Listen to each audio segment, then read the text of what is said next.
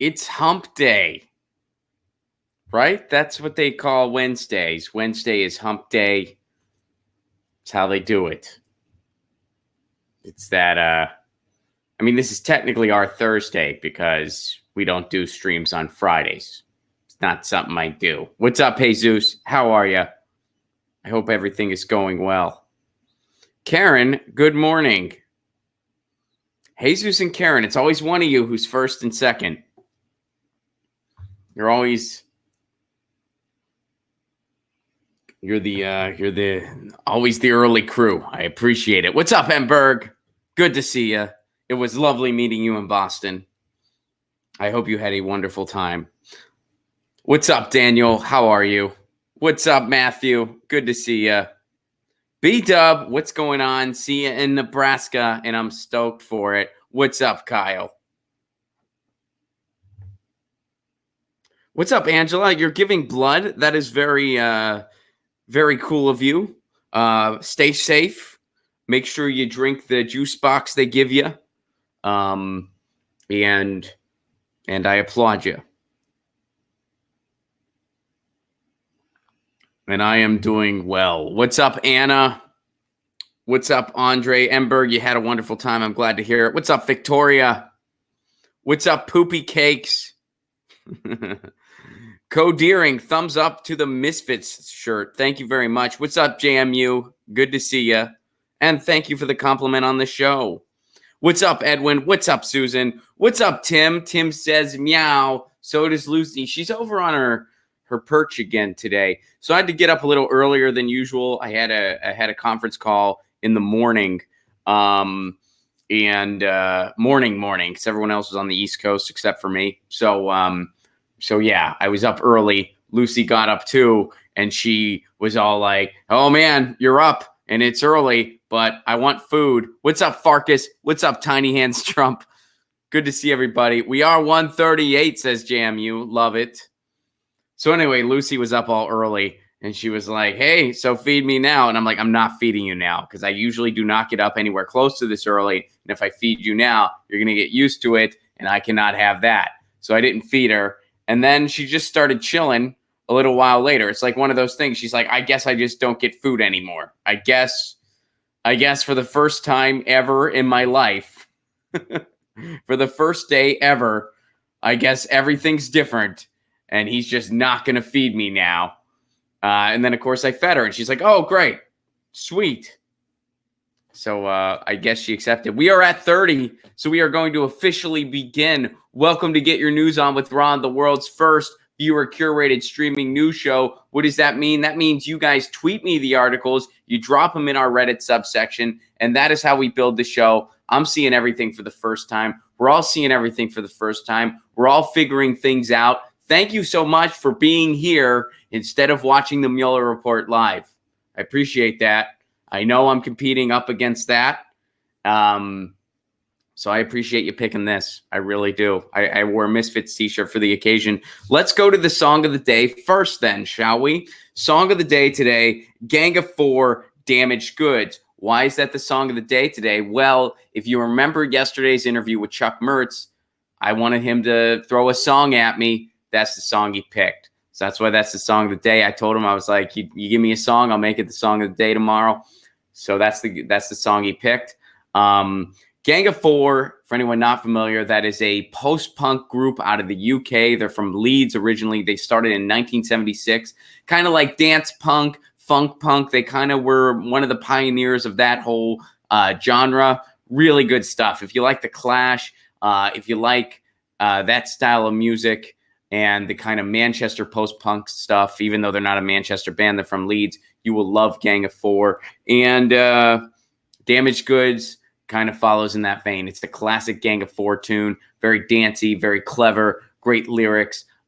Check it out. If this is your first exposure to Gang of Four, it's an amazing first exposure because it's really a track that defines their sound. And Gang of Four is one of those bands that I should be hipper to than I am. You know, I've listened to Gang of Four over the years. I've never really dove in and absorbed them. So I got to do that more. And shout out to Chuck Mertz, not only for doing the interview yesterday, but for recommending such a brilliant song. So song of the day, Gang of Four, Damaged Goods. You can find it very easily on YouTube. Classic post-punk outfit. Check out Gang of Four, Damaged Goods is that track. And shout out again to Chuck for doing the show yesterday. Chuck Mertz is the host of a really popular syndicated radio show and podcast called This Is Hell that I was not super hip to, but Kate, one of the regular listeners and patrons of this show, turned me on to it. She said, you got to check out This Is Hell and you got to interview Chuck Mertz.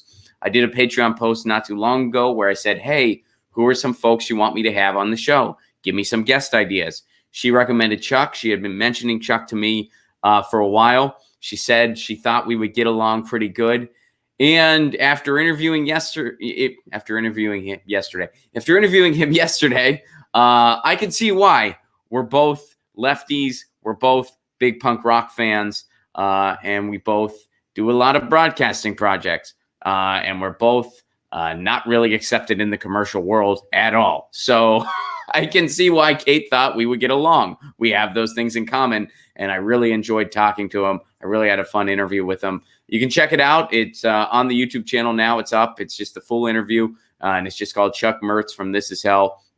And guy has an amazing radio voice. I point that out because some of you guys in the comments that I didn't see till later, but some of y'all in the comment sections were saying this guy has an amazing radio voice. And I noticed that too, that he had a phenomenal voice. And as the interview was happening, I was a little self-conscious about it because he had this incredible, soothing, perfect radio voice. And I get it. I don't have a perfect radio voice or anything close to it. I got the radio face going, but not the radio voice. I understand that. And this guy, like he would just have this soothing, like just mellow, like just dropping wisdom. And it was rhythmic. And then I would tune in and I'd be like, that 20. And I'm made me self-conscious about my voice. I'd like to think I have an appropriate broadcasting voice, but man, that guy's voice, I was a little envious. So thank you for those of you who enjoyed the interview, and thank you for enjoying his voice and tolerating mine. I appreciate that. That's Chuck Mertz again from This Is Hell, who gave the song of the day suggestion. One more time, song of the day, Gang of Four, Damaged Goods. I need to listen to Gang of Four more often than I do. All right, let's go to this. This is going to probably make everybody's blood pressure rise. Here's the good news, though. We got good news. The good news on Get Your News On With Ron, we got some good news later. There's some good news stories that we're going to be talking about, or at least some potential for some good happenings. All right, so we got some good news later. But first, we're going to dive into this. All right, here it comes. Buckle in. Here we go. Been drawn in the Democratic Party is the future of healthcare. And we have the sort of faces of the two sides of this. The Medicare for All wing would be Bernie Sanders, and the let's stay with Obamacare and add a public option approach with Joe Biden. Things have been heating up a little bit lately. Let's take a listen to what Senator Sanders had to say about Joe Biden's approach. But we should not have distortions of what Medicare for All stands for. Joe talked about a hiatus. Was that the word that he used? In care. In other words, if you have a serious illness, as we transition to Medicare for All, there may be a hiatus. That is absolutely wrong. Of course, there will be a continuity of care. Marissa, let me start with you. What do you make of this fight? I mean, exciting, but most importantly, as we get closer and closer towards the election, you're going to start to see candidates pull out knives kind of on one another as they start to How is it pulling out knives on somebody to accurately talk about how they misrepresented your policy? That's called politics. That's not pulling out knives. That's not stabbing a colleague in the back. That's called accurately responding to a false criticism and a misrepresentation of your policy. But okay, let's go on. show their differences. I think that it's kind of interesting to see the more progressive way to move in healthcare, but at the same time, you know, is America really ready for that? Yes. Yes, they are. Yes, America is ready for that.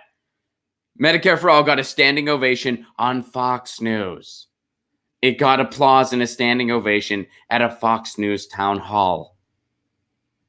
Over 60% of adults favor Medicare for All now. So yes, America is ready for it. Campaigning on it made Bernie Sanders the most popular politician in the country. Yes, the country is ready for it. All right, let's go back to this video now. I kind of question a lot of the moves that, we're seeing with Medicare for All. I just don't think that that's quite the direction that a lot of Americans want to move in. It didn't work for us before. So when did it not work before? What is she referring to? It didn't work before because we've never had anything like it. We never have. Have there been single payer attempts in various spots of the country, namely Vermont, where people got scared of the tax hike? And I put tax hike in quotes because, yes, technically you would pay more in taxes, but all that money you spend on healthcare now, you'll be spending less of it on healthcare. It's just in your tax bill instead of going to a private insurer. So if by it hasn't worked out before, she means have there been some efforts at the state level that got shot down because people got scared of the quote tax hike? Yes, that has happened. But people are finally coming around to the realization that that's not the way to look at this issue, that that's an inaccurate representation of what a universal single payer system would actually do. First of all, it would insure everybody.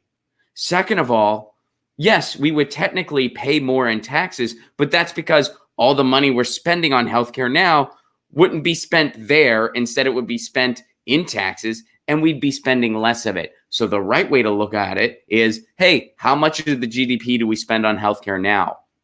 How much will we spend on a Medicare for All system? Oh, customers are spending less. Consumers are spending less. And it covers everybody. This is a good idea. That's what's happening. Here's the reality. And that's why these tax hikes have been able to scare people for so long. The United States is a very conservative country. It just is. There's no getting around it. It's an incredibly conservative country. If you are a progressive person and a person that's relatively left-leaning, you're used to not being represented on the ballot.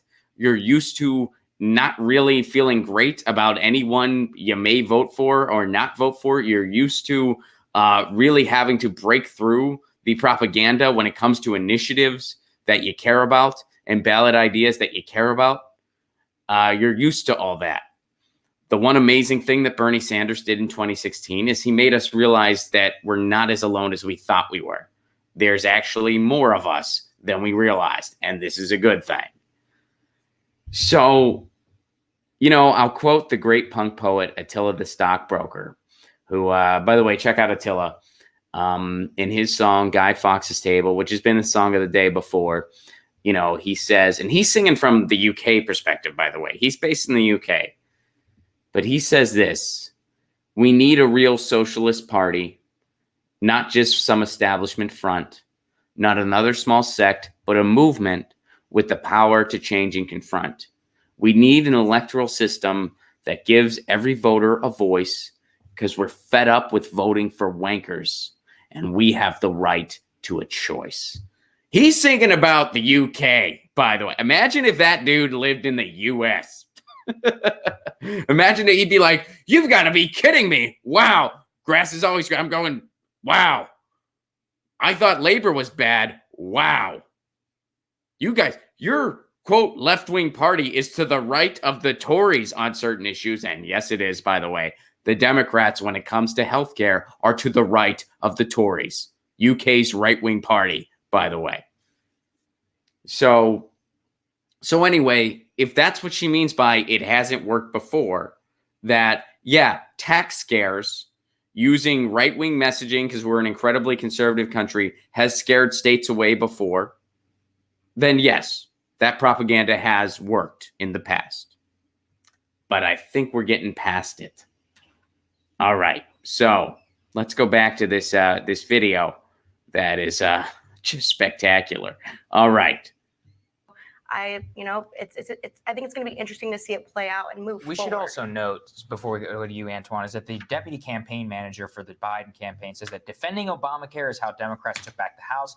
It'll be one way we take back the presidency from Trump. They're really laying this out as a Defending stark Obamacare choice. is how we got destroyed in 2010 when I. Oh, there's a truth bomb. Finally, one of them. Oh, defending Obamacare. That's how we took back the House. No, no, no. Democrats took back the House virtually because of Trump fatigue. I mean, honestly, when, you know, and I know people love to like, oh, come on, the midterms, there were some victories in the House.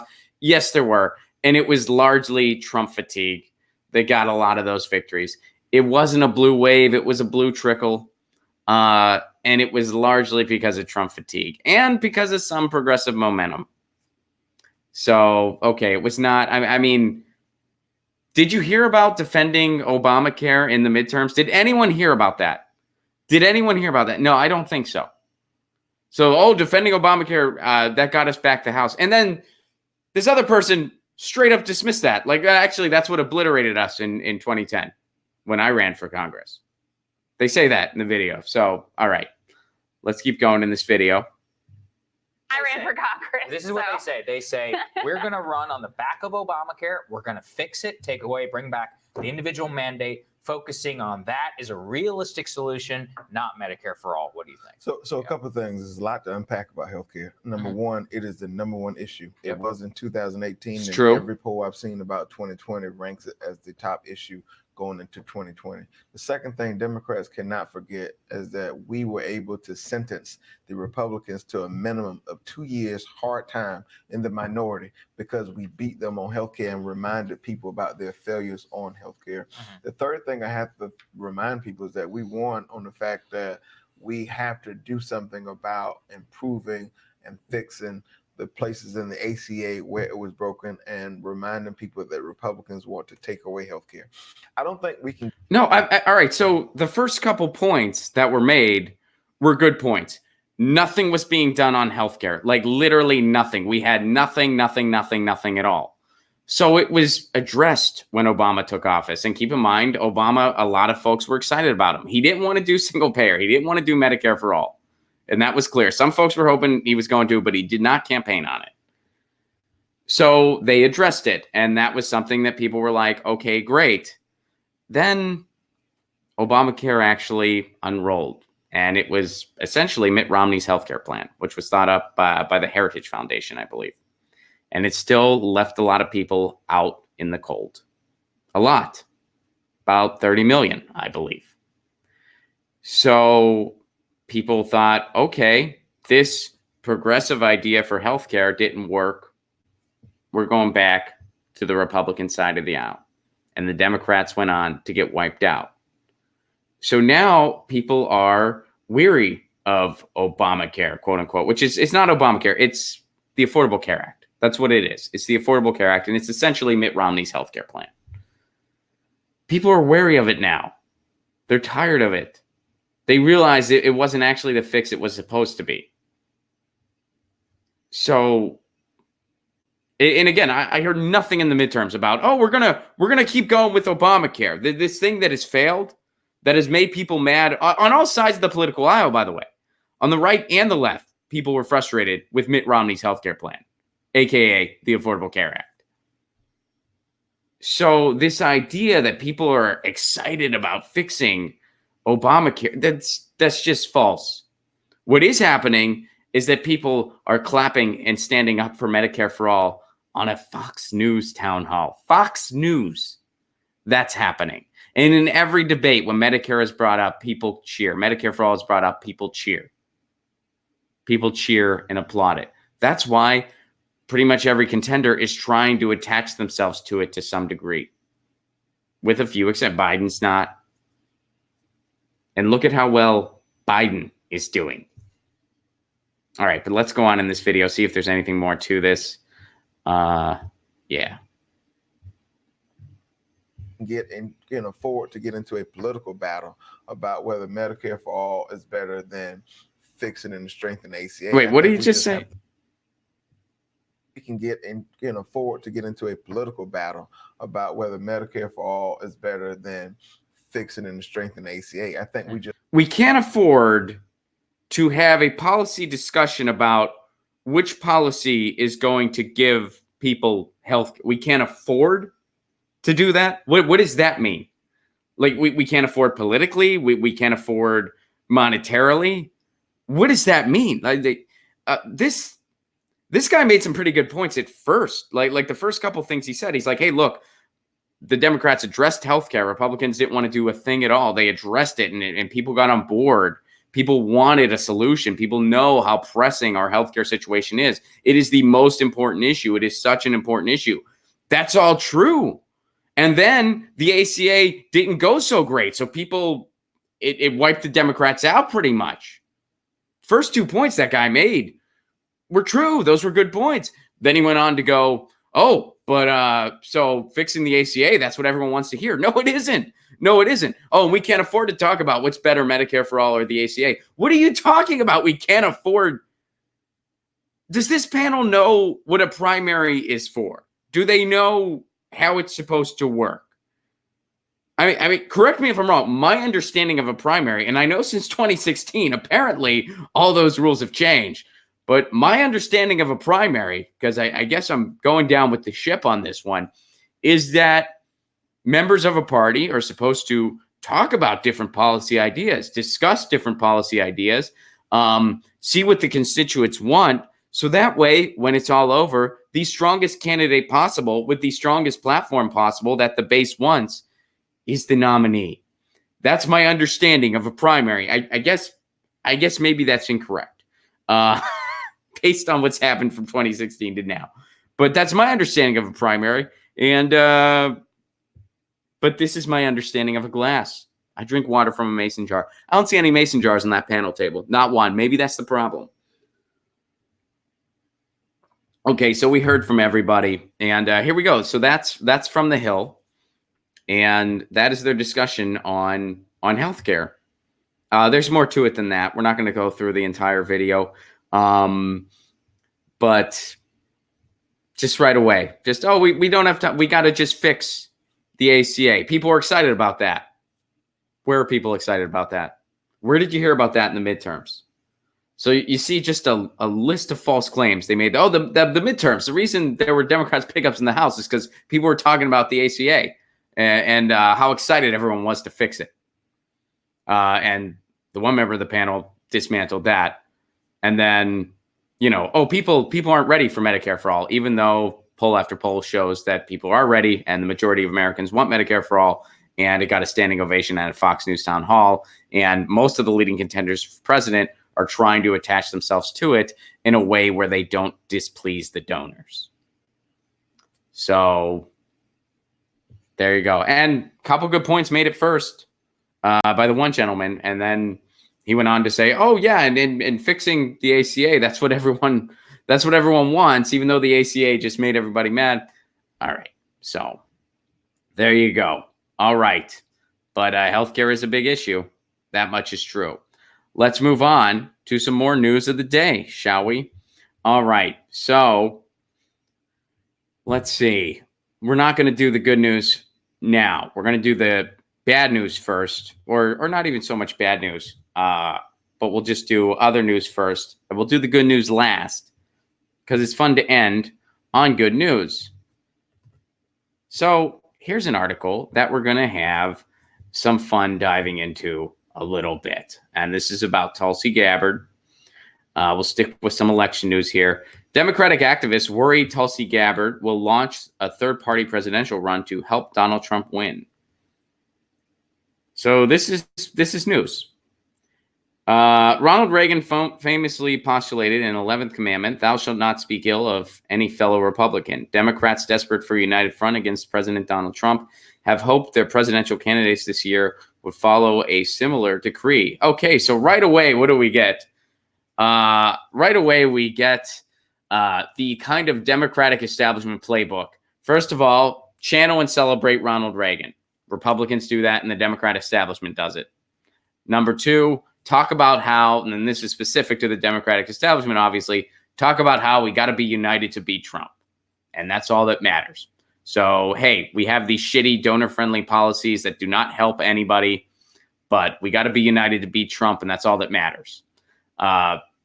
First two paragraphs there, or mini paragraphs, right out of the establishment playbook, establishment talking points through and through that have been shoved down our throats for the past couple years. But I'm sure it gets better. Wink, wink. All right, what else? Okay, this was, of course, wishful thinking. The knives are out. There's the other knife analogy. A knife, man. So that's the new thing. That's the cliche for 2020. The knives are out. What do you mean by knives? The thing where they refute talking points that are misrepresenting policies. Isn't that just political discussion? Isn't that what politics is? They're knives. Okay, so I'm already sick of this article. But we're gonna go through it. Y'all tweeted it to me. We're gonna, and I mean sick of it in a good way. If that makes sense. Maybe it does, but that's what I mean. I'm sick of it in a good way. All right, so here we go. I think so now they're quoting Tulsi Gabbard, where Tulsi Gabbard said in an interview, I think one of the things I'm most concerned with is Kamala Harris is that Kamala Harris is not qualified to serve as commander-in-chief, and I can say this from a personal perspective as a soldier. Okay. Yeah, that's fair. How is that unfair? How is it unfair? You know, Tulsi Gabbard talks a lot about foreign policy and a lot about war because she's a combat veteran. She has experience there. So she knows we shouldn't be in these wars. Kamala Harris giggles over the idea of putting parents of children who don't make it to school on time in jail. And she giggles at the idea of putting anyone who uses pot in jail. Maybe that person shouldn't be in charge of our foreign policy. Maybe it's a bad idea if that person was in charge of foreign policy. Very fair critique of Kamala Harris. One of the many things that makes Kamala Harris a not so great candidate. But let's go on in this article here. So what's the conclusion here of Tulsi Gabbard's critique of Kamala Harris? This criticism of Harris and right-wing media's increasing embrace of Gabbard, an avowed progressive who supported Bernie Sanders in the 2016 Democratic primaries, has led to some fearful forecasting this week. Hot take prediction, Tulsi Gabbard is going to endorse Trump in the end. The Hill correspondent Reed Wilson tweeted on Tuesday, I highly doubt that will happen. Neera Tanden weighed in as well. My prediction, Tulsi runs as a third-party Green candidate to help Trump win. I will take bets on this. Okay, I'd be willing to bet Neera Tanden that is not going to happen. In fact, Neera Tanden, if you see this, $20. No, you know what? $27. Neera Tanden, if you see this, $27 says that doesn't happen. $27 says no matter what happens in the primary, Tulsi Gabbard is not going to run as a Green for president. $27. Tulsi Gabbard was asked on the Jimmy Dore show directly why she doesn't leave the Democratic Party, and she said why. She essentially said, and you know, I'm just going by memory here, but she said like she wants to work from within, so to speak. Those aren't her exact words, so don't quote me on that. But that's essentially the answer she gave. She was asked, why don't you break off, start a new party? She said she didn't think that would unfold great. That was essentially her answer. She's like, I don't think that would work out great. And again, paraphrasing, I'm going by memory, but that's essentially what she said. I don't see her running as a Green. I don't see her endorsing Trump. Are there valid criticisms of Tulsi Gabbard? Abso-freaking-lutely. Is this one of them? This speculation that, oh, she's going to endorse Trump. What are you basing that off of? Not much. In fact, we'll go more into the article here because there's some stuff here, and this is just recycled talking points. There is not an original thought in this article at all. But here's what the article is basing this off of.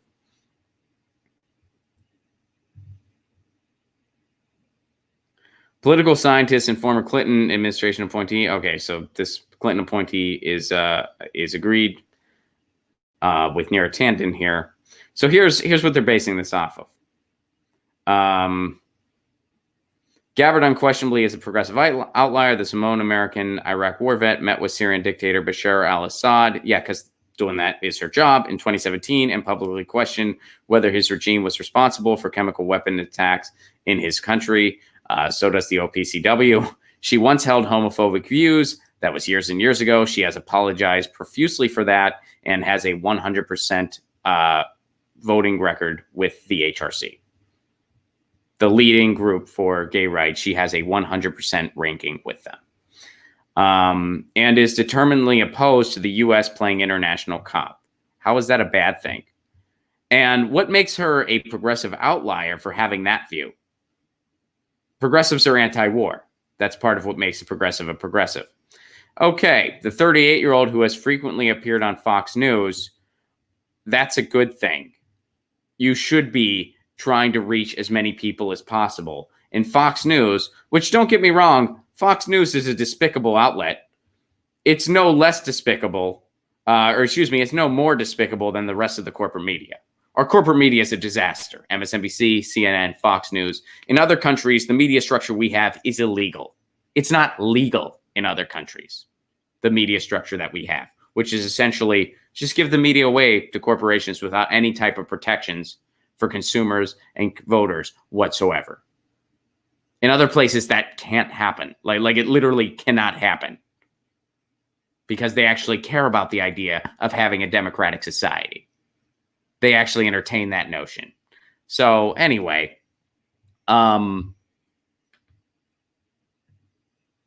let's move on. Okay, and now they get into how white nationalist leader Richard Spencer apparently tweeted about her. And then Mike Chernovich recently tweeted about her. Ann Coulter said something about her that she'd consider voting for Gabbard over Trump in a general election. And then they also bring up, I'm surprised they don't bring up the David Duke thing. Maybe it's because Tulsi refuted that publicly. Oh, and then there's this other thing. There was a meeting with Trump shortly after his 2016 election, a meeting arranged by Trump's then strategist, Steve Bannon. Yes, that did happen. Was she ever being considered for a position? Probably not. Basically, they just wanted some people that had combat experience, that had some experience with overseas relations, with foreign relations. So they brought her in. What was she supposed to say? No. He's the president. Donald Trump is the president of the United States. Saying that literally makes my stomach turn. It's disgusting that Donald Trump is the president of the United States, but he is. If you're a public official who deals with, issues of foreign diplomacy, that's something Tulsi Gabbard deals with on different committees and in her job and in something that she is passionate about. And the president of the United States wants to take a meeting with you because he wants to meet with people who have experience in that field. What are you supposed to say? No? So again, these are just, they're trying to make these points of association, and it's very weak at best. It is just an incredibly lame, just a lame propaganda attempt, and are there some valid criticisms of Tulsi Gabbard? Absolutely. Is she perfect? No, of course not. But here's another piece of just baseless recycled attacks. Just recycled attacks that are so intellectually lazy, just saying like, oh, this person, so you must be the same then. This person said something, you must be the same person then. Are you kidding? Very, very weak. And the reality is she does have some crossover appeal because the anti-interventionist message appeals to a lot of different groups of people. Libertarians, progressives. A lot of people want to end the wars. Everybody should. Everybody should want to end the wars. And Tulsi Gabbard has an anti-interventionist message. So yeah, that connects with people on the left. And the Trump campaigned on it. That helped Trump win. He campaigned on non-interventionism. It was a lie, but he campaigned on it. So yes, that has appeal across the country. That has appeal in the heartland, where there's a lot of people whose sons and daughters are over fighting these pointless wars because there were no jobs for them, so they had to join the military. And they're over there fighting these pointless wars. No one has a clue why we're there, but we're there at the behest of the oil and gas companies. We're there to extract and exploit resources. We're there to fuel our economy of war that is only benefiting the 1%. and is morally repulsive and is screwing everyone else. So yeah, something like that has support all over the political spectrum. But they try to pick out these tweets from awful people and try to build this bridge of association. And we're going to keep seeing it. We're going to keep seeing it. But there's another article that was published in the Oregonian. This is considered news somehow. All right. So I guess we can move on to some good news, because there is some good news.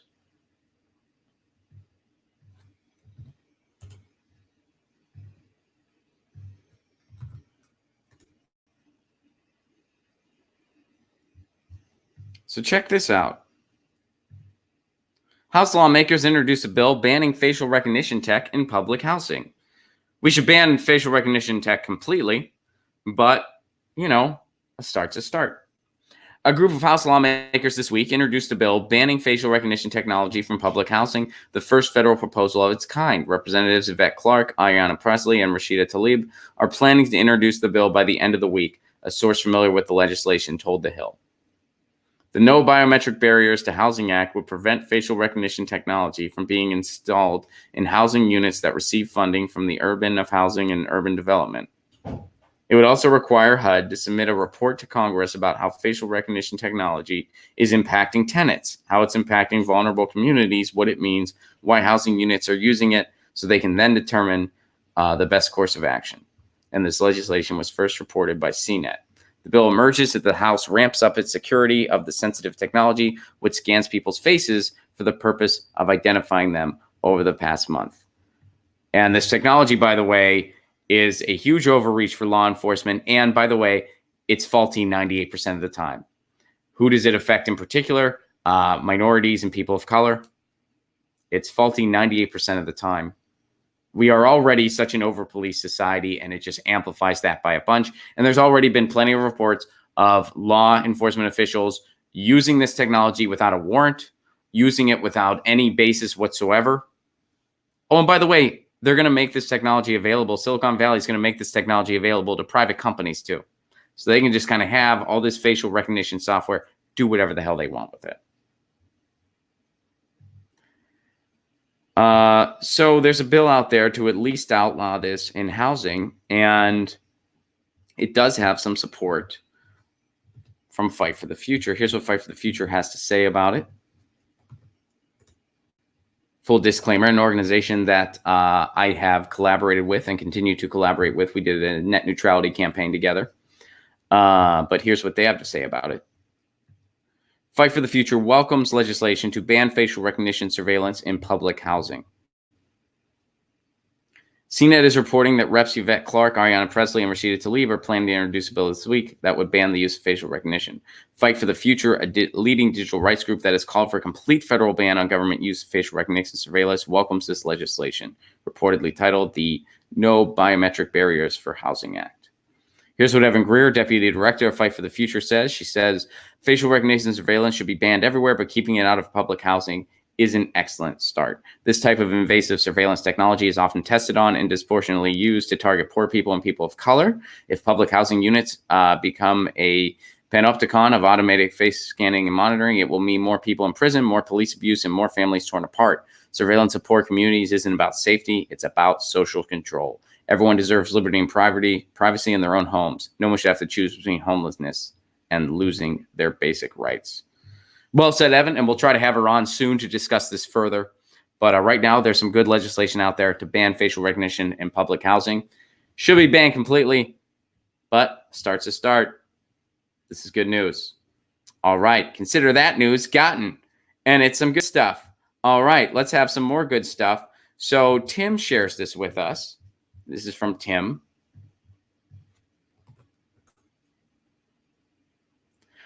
So there was that bill out there to help 9/11 first responders, and Rand Paul shot it down. But here's an update on it. Put down your swords, quote unquote. Senate passes bill ensuring 9/11 victims fund will never run out of money. All right, so what's going on? The bill's title includes the name of the first responder, Luis Alvarez, who died days after pleading with House lawmakers to pass the measure, alongside comedian Jon Stewart. Let's check it out. Nightly Films is sponsored by Pfizer. Tonight, a victory for the first responders who risked their lives on September 11th.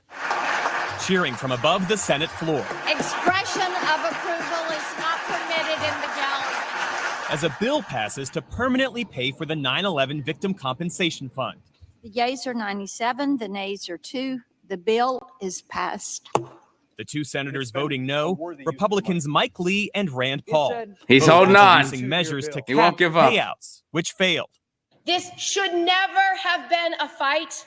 The compensation fund had been running short on money, recently gaining nationwide attention following passionate pleas for support from first responders and comedian Jon Stewart. Your indifference costs these men and women their most valuable commodity, time. Stewart back on Capitol Hill today. We'll spend some time today thinking about the friends that we've lost, who gave their last moments, really, coming down to Washington and fighting. I just wanted to say real quick, there's a really funny picture of Jon Stewart where he's standing in the Senate building and Mitch McConnell walks past him. It's kind of a funny photo. I recommend checking it out. Anyway, let's hear more of what he has to say here. For their brothers and sisters. Luis Alvarez was one of them. The New York police detective spent months searching through the toxic rubble at Ground Zero. You made me come down here the day before my 69th round of chemo. Weeks later, Alvarez So died sad. of 9/11 related cancer. Today, his son David in Washington, I want to thank you for not forgetting him. making sure lawmakers followed through on their promise to his father. Better sooner than now, but better late than never. Much needed relief for first responder Dennis Murphy, now battling cancer that spread to 7 parts of his body. Tomorrow, he'll have his 57th round of chemotherapy. This bill means a lot financially to a lot of people. To be honest with you, I'd give all the money up to be healthy. I think everybody feels the same way I do.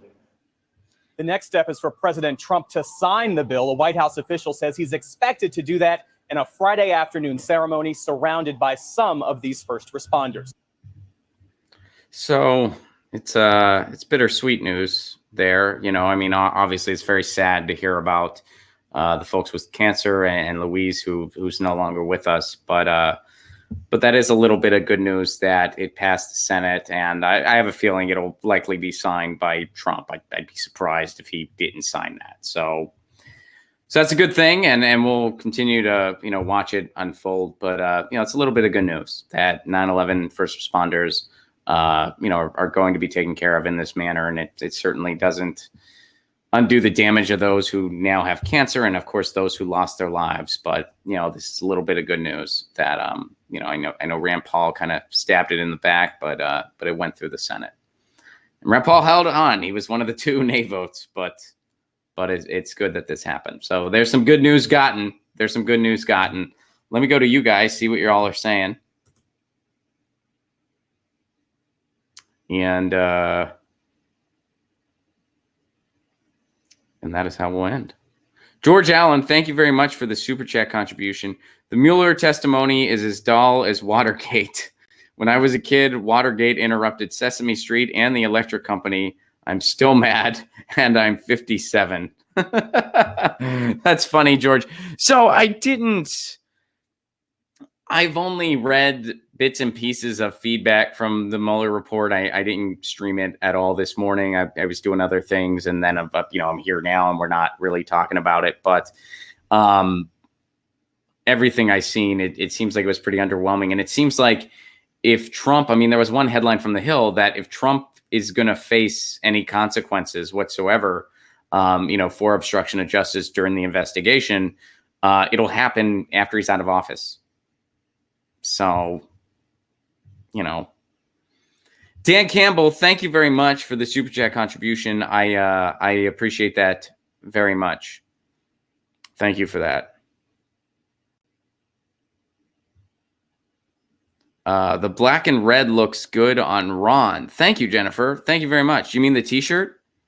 I appreciate that. Thank you.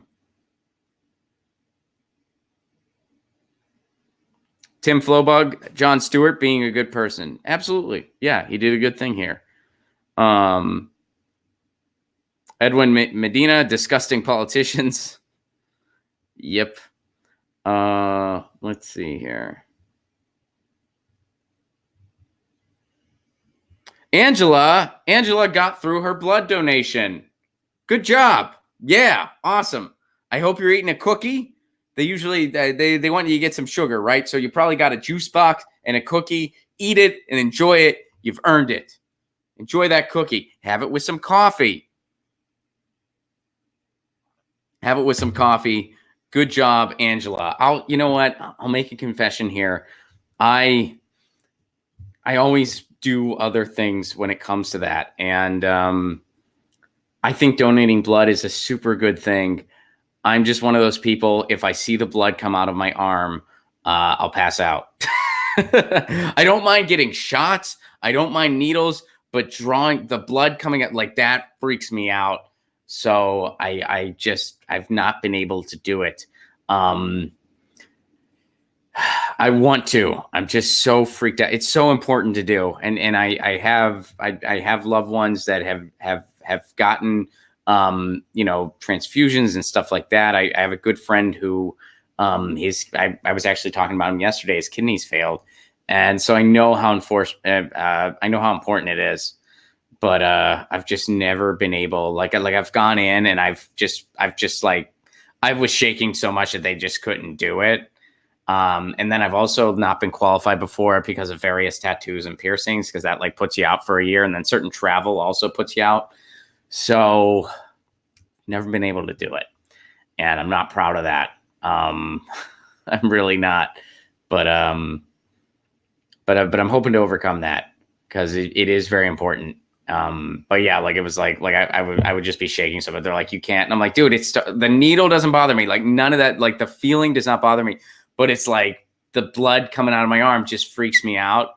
And then I'll just kind of wig out. And then it, you wouldn't be able to use the blood. You wouldn't be able, like, I would just make a mess basically. So anyway, I know. Yeah, I got to overcome that fear.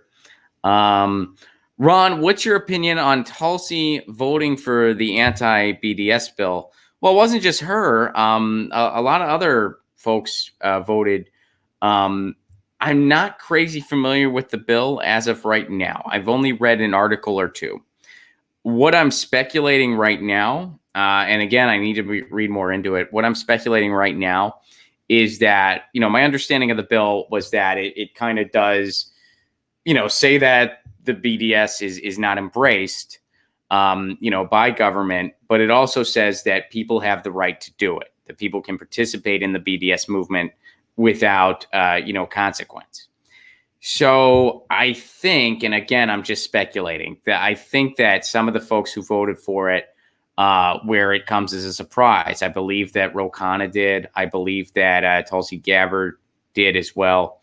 And I think AOC was no, but the ones that voted for it, I think they might have done so because there were other bills out there that were going to penalize people. Okay, so Ro Khanna, according to Wesley, Ro Khanna and Ayanna Pressley were also yay votes for it. I have a feeling, and again, I'm just speculating, and I need to read more into it because I'm not fluent in the bill.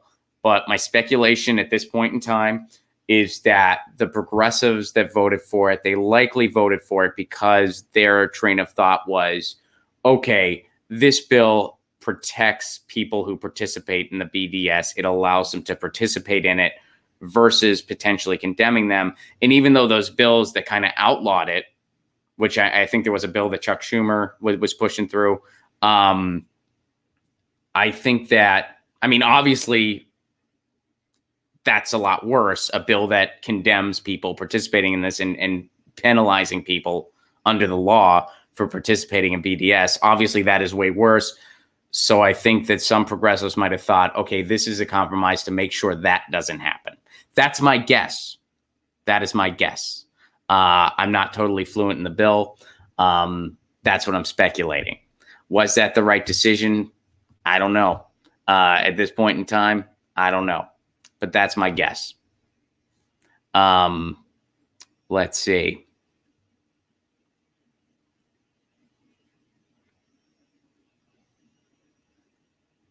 Let's see. I don't think Tulsi is the right candidate, says fake Donald Trump Jr., whether based on policy nor based on her character.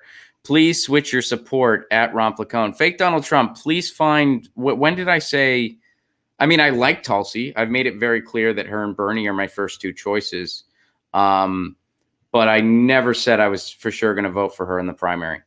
And if I did, please find it and bring it to my attention, and I'll retract it, because I have not said one way or another who I'm going to vote for in the primary, because I myself don't know yet.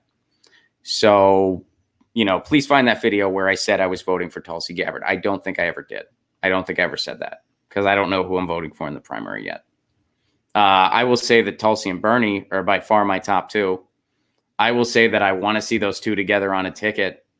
I still think that'd be a great ticket that would crush Trump, and I'd like to see it. And I also think it'd be the best ticket we could get. Yeah, please find where I said that, because I'm pretty sure I never did. Marcia Smith, only good choices are Bernie, Tulsi, and Mike Gravel. I agree. What's up, Russ? Ron, are you familiar with the Barry Weiss effect? I mean, I know about Barry Weiss. I know about the Smugner thing. What the Barry Weiss effect is specifically, I'm not sure if I know what that is. Yeah, I'm not. What is that? What else are you guys saying? Polly Fufu, thank you very much for the super chat contribution. Thank you for the cup of coffee for me and some treats for Lucy. I will use it as such. Thank you very much. I appreciate that. Oh, okay. So Daniel says the Barry Weiss effect, that's when people decide to attempt to discredit Bernie or Tulsi and have no evidence to back it. Right. The mother load of bad ideas. What does that mean? Toady. What does that mean? I don't know. I've heard these words.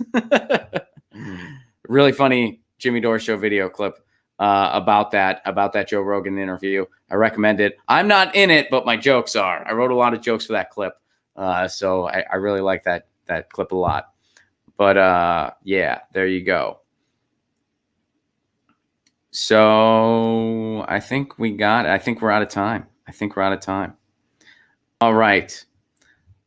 Guys, tour dates. I got them. First of all, local folks, if you're in Los Angeles, tomorrow night, Thursday night, the 25th, I will be at Flappers Comedy Club. And that's Ron Placone and friends at Flappers Comedy Club. Email me if you want on the guest list. Email me, say I saw it on Get Your News On with Ron. I will put you on the guest list for that show. That's 7:30 p.m. Flappers Comedy Club in Burbank, California. Tomorrow night, I'll throw you on the guest list for that show. It's a killer lineup. Amy Miller from Comedy Central is going to be there. John Darnell from Comedy Central is going to be there. James P. Conley is going to be working on his TV set. He's going to be there. Bill Conway from The Hard Times, one of my favorite satirical websites. He's going to be there. Fantastic lineup through and through. Really cool lineup. Yeah, so that's going to be fun. Also, tour dates, July 27th, this Saturday, Vegas, baby. Graham Elwood and myself are coming to Vegas. Tickets are available at ronplacone.com. Grab them now. We'll see you Saturday night. We're stoked for it. Northern Plains, we're coming at you in September. September 4th, Omaha, Nebraska. September 5th, Sioux Falls, South Dakota. September 6th, Madison, Wisconsin. September 7th, Minneapolis, Minnesota. September 8th, Iowa City, Iowa. Yes. And Australia, we should have an announcement very soon, probably before the end of the week. We are coming to Australia. Melbourne, Sydney, Perth, Adelaide. Start planning for it. November, we're coming. Should have more details very, very soon. Very, very, very, very soon. Yeah. If you want to support the show on the sustainability end, please do consider becoming a patron. Patreon.com/Ron Placone. For Give What You Can level, you get all kinds of exclusive content, including my album, and you help expand this show. Look, YouTube is doing all kinds of stuff all the time. Now, the monetizations, hey, I'm trying to become solely membership driven. So if you are so able, if you want to help me expand the show, I want to do more streams. I want to have more interviews.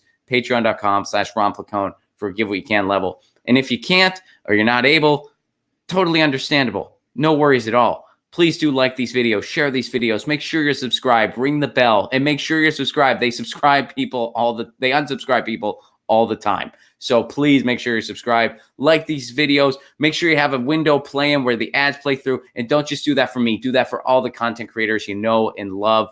Lucy didn't come over at all today. This is the first stream where she spent the entire time on her cat tree. She just did not. Maybe it's because she's like, you were up for a while and you didn't feed me. And it's like, what was earlier? I didn't want you. You'll start whining all the time at an early hour whenever I'm not able. Kyle, Ron, what's your email, brother? Go to ronplacone.com. There's a contact section. Email me there. It goes directly to me. ronplacone.com, contact, send it directly to me. I get it right away. That's the best way to reach me. Guys, you know the drill.